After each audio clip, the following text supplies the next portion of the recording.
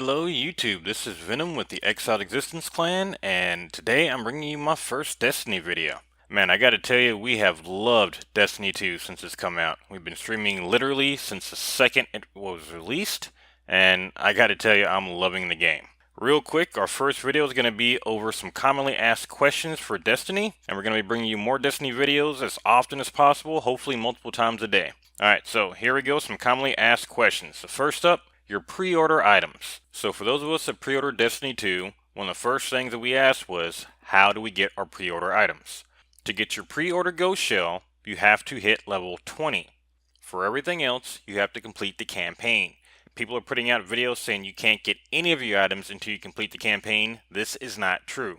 Your Ghost Shell you can get once you hit level 20. You get it from Shacks, okay? The rest of your stuff, you do have to complete the campaign, and you get it in the, spoiler alert, 3 seconds for that, 1, 2, 3, you get them in the tower. Really simple, 20 for the Ghost Shell, everything else, complete the campaign. Next up, people are asking, how do you get a Sparrow? Again, you get a Sparrow automatically when you complete the campaign. However, once you hit level 20, you can start decoding your legendary engrams from vendors or the loot crates, essentially, the bright engrams. We're going to get into that whole shabako here in a little bit, but there's a chance you can get a Sparrow out of a bright engram once you hit level 20. Past that, you get your first Sparrow given to you once you complete the campaign. Now, once you complete the campaign with your first character, you can purchase more Sparrows, put one into your vault, and then your new characters that you make afterwards, your other classes, they can then use a Sparrow as soon as they can access the vault. It's good time. So the first playthrough, no Sparrow till you hit at least 20, and then you got a chance to get one out of an engram. Other than that, complete the campaign. After that, your characters can use any Sparrows in your vault. Now, how to unlock your other two subclasses. This is one I see a lot of people, again, making videos about that are at least have one fact wrong about it. Okay, so to get your other subclasses, you actually find them in any loot crate. People are saying you have to do the public events to get them. That's not true. I found both of my alternate subclasses for my hunter just out in the world looting random loot crates. Matter of fact, I think I got one in a loot crate out in the world at level 8. And then once I hit 15, I found another one in, I want to say it was on Nessus I was messing around. But you can get them in any loot crate. It does not have to be a public event. Now you do have to do the public events to charge them up and access the quest, but you do not have to get them in public events.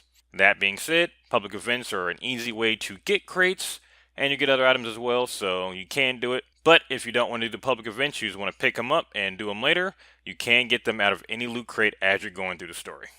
Here's another big one, exotics. People are wondering, of course, because it's Destiny, how do you get exotics? I can confirm, as have many other YouTubers, you can get exotics from doing public events. I see them most often out of the heroics. I'm hearing you can get them out of regulars, but I'm guessing that the drop rate is really low because I've yet to see one drop in a regular one. However, I have gotten exotics out of strikes, and I've also gotten them out of the heroic public events. You will also get one exotic automatically for finishing the campaign. Sorry, it's really late. I've been playing for like 3 days nonstop. It's 5:30 in the morning here and I'm recording this. But you will get an exotic engram, by the way, because you're given 2 gear pieces while you do the campaign. You will get an exotic engram when you complete the campaign as well. So exotics right now, do strikes and do public events.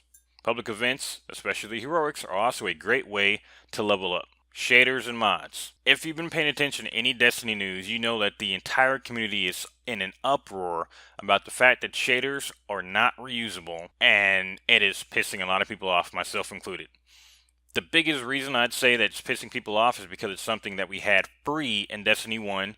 You earn your shader, you color all your gear with it, and you can just keep doing it as many times as you want to. Now, shaders are single use only, and the worst part about it is they're locked behind a paywall, which is essentially having to buy silver and grind out bright engrams, or trying to grind the slow grind to get packages from leveling up. And even then, shaders are not guaranteed. You can also find shaders in chests. You can find them doing other events. You can get them all over the place. But the fact of the matter is, shaders are one-time use only. Hopefully this changes. The entire community is in an uproar about it. Bungie's already spoken about it, saying changes are coming soon. I don't know what those are going to be, but as of right now, shaders as well as mods are single use only. So at the moment, until we know what these changes are, I would say hold on to any of your shaders that you really want to use. Don't use them yet. Wait and see what's coming up in the community. And finally, public events. I mentioned earlier that public events are a great way to level up, and I also mentioned heroic events. Some people still don't know, and I still see a lot of people doing it in-game. They do not know that you can unlock heroic difficulties for public events. Every one of them. There are secret things you have to do during each of these events to make them heroic mode.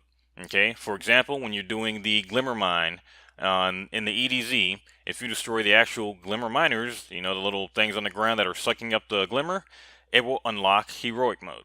I'm going to be doing a separate video showing how to unlock each one of these, but there are heroic modes for each one of these. So if you don't know what they are, you can either wait for my videos, check out other videos on YouTube, or kind of mess around with them and figure it out yourself. I figured out a few on my own, some I've had to look up. So that's our first video. We're going to be bringing you more videos, again, hopefully daily, if not multiple times a day, on Destiny 2. Thank you guys for coming by. I'm going to get some sleep and then bring you more videos tomorrow. See you guys later.